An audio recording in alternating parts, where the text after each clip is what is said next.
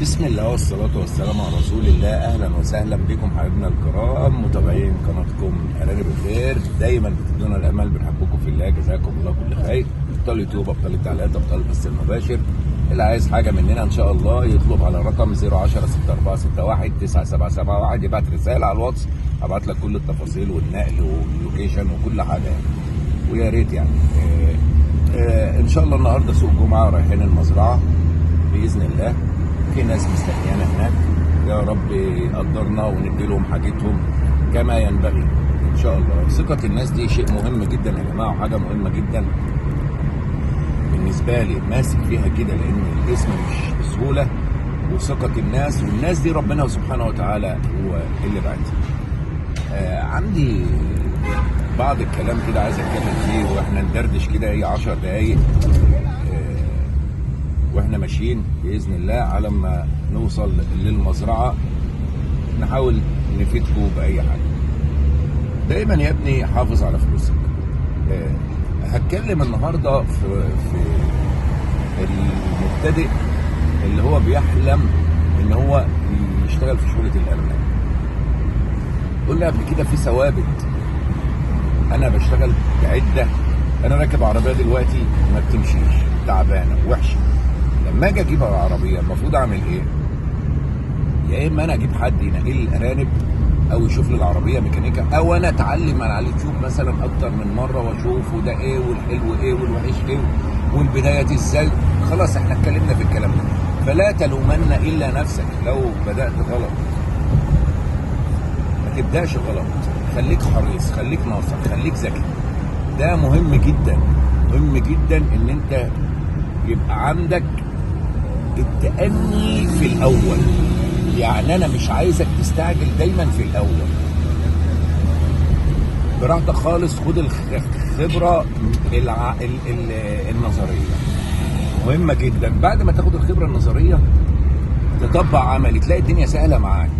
في الأول هتلاقي صعبة، بعد كده بالكتير قوي 3 شهور هيكون مر عليك كل حاجة، اللي هي مر عليك الرضاعة، مر عليك اولا الارنب الجيد جبته، بدات تتلقح، عرفت التلقيح الاجباري، بعد كده تتعلم الجس، ودي اهم حاجه، تعلم الجس.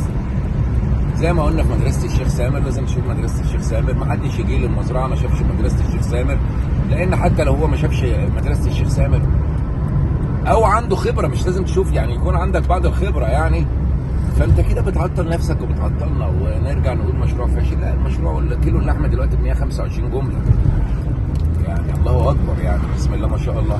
قول في متوسط السنه ساعات بينزل 85 90 مش عارف ايه، بقى متوسط 100 105، يعني ده حاجه محترمه يعني. والعلف ثابت بقى له فتره، العلف ما زادش بقى له فتره، ده كويس. وعلى حسب نوع العلف. وعايز برضو المشكله برضو في حاجه انا عايز اقول لك. اتكلمنا في البدايه برضو موضوع العلف ده يا ابني. موضوع العلف ده شيء اساسي مهم، مفيش فيه جدال. ليه؟ وبالدليل طبعا، يعني بالدليل ان انت لو بتاكل كويس وبتقف في حر هيجي لك ضربة شمس. ممكن مناعتك زايده شويه تستحمل شويه، في واحد يستحمل ساعتين، في واحد يستحمل 3، على حسب اكله كويس. ما في حاجه اسمها فراخ، بس هي فراخ ايه؟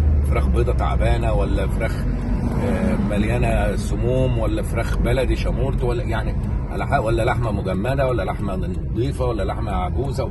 يعني مش المسمى اللي هو العلف، مش هو ده المهم. لا، هو هل ايه. وانا وريتك واحنا بنصنع العلف، هي مساله خامه يا ابني، مساله خامه مش مساله.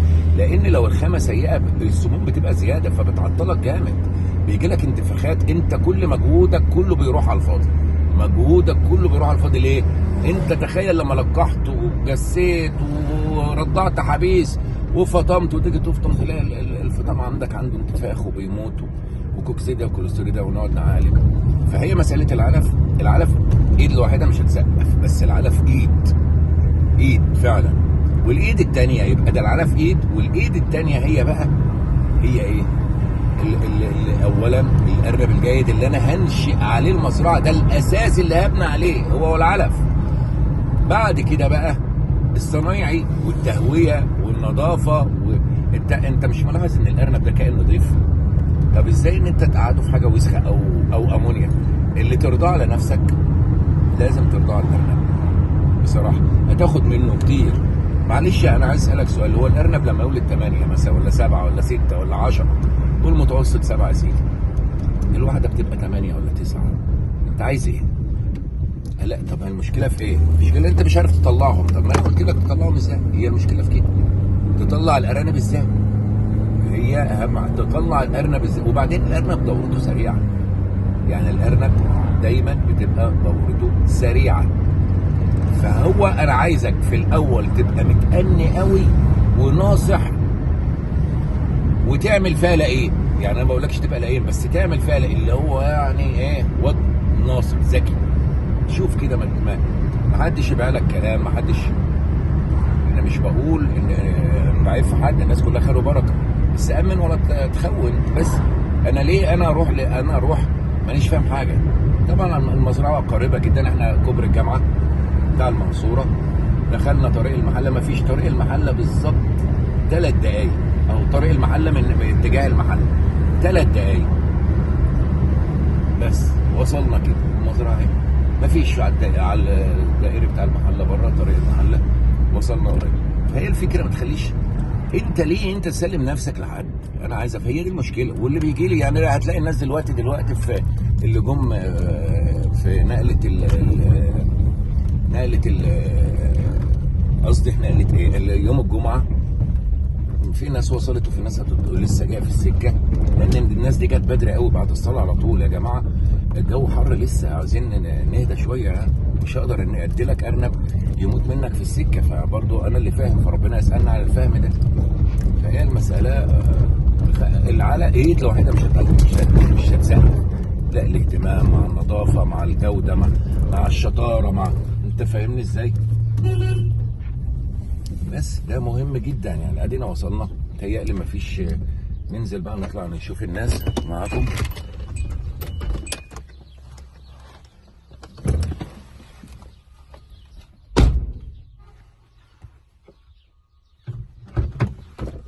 سيد حد عندك؟ تعال. طيب ماشي. تعالوا يا جماعه نشوف كده الناس. لا سوق الجمعه نطلع فوق الدور الثاني. دي خلاها تبريد بقى خلاص. بسم الله.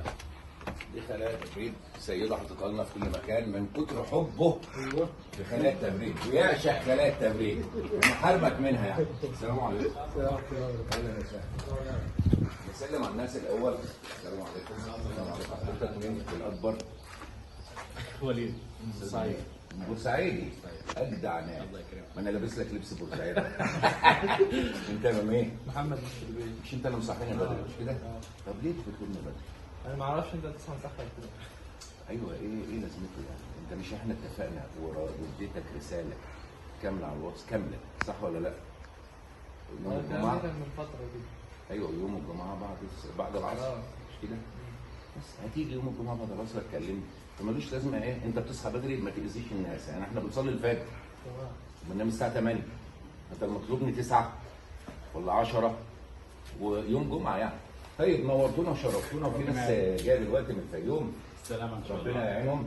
طب خلاص يا جماعه هنقفل الفيديو كده. ده شرح تفصيل البدايه الاساسيه لشغله الارنب. انا عملت اللي عليا وزياده، يا ريت الناس تتبع التعليمات.